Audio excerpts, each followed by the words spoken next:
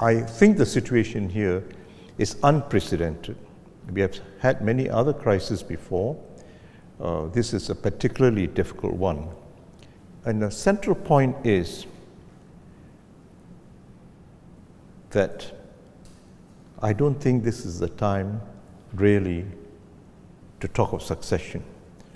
Prime Minister Lee Hsien Loong had a two-pronged timeline, as it were, that he hopes to step down before the age of 70, and that the last election will be the election he would lead as Prime Minister. So I'm posing the question, what if this difficult scenario continues for not just 1-2 years, for more years, closer to the next elections?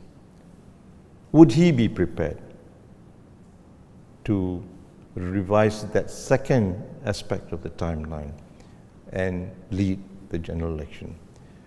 Whether he will want to or prepare to, I do not know.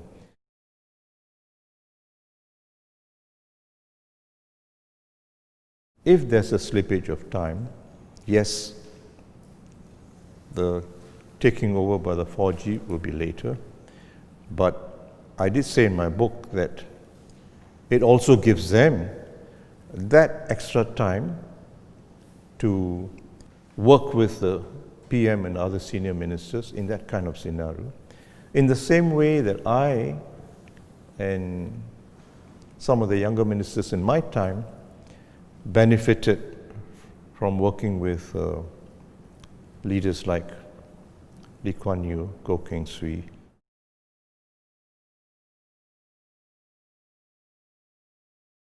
I believe the 4G have done a creditable job in handling the COVID crisis,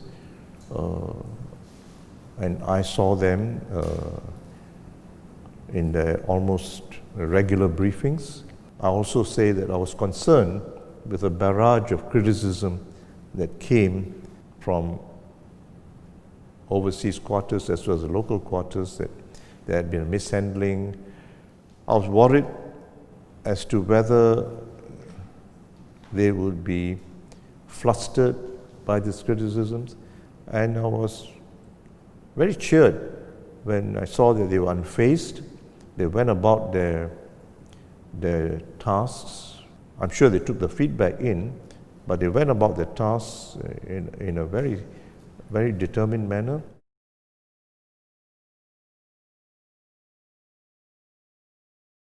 There will be more spirited debates.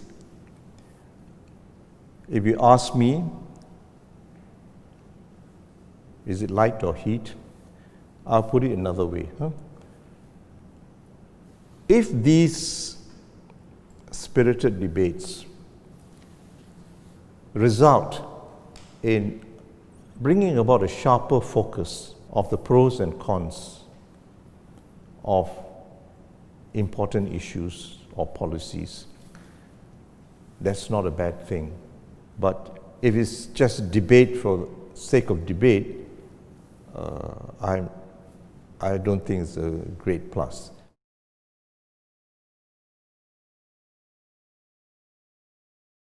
There are many things which are needed to keep Singapore's success story going.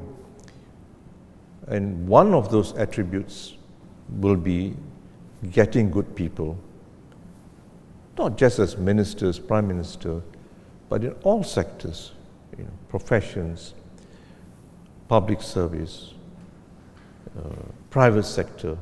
You need that, and you also need a population, although nobody likes to be told, how bad things were before and so on, but you need a population that is alive and aware of the fact that we are small and vulnerable, right?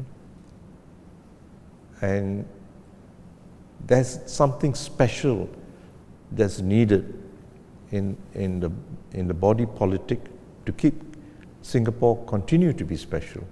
I did say in my book that it's not easy to get people to come and serve in government. especially now. It was not difficult it was difficult in my time, but now with social media, with a magnifying glass looking at every aspect of your past life, your family, being scrutinized, there's reluctance in people to come in.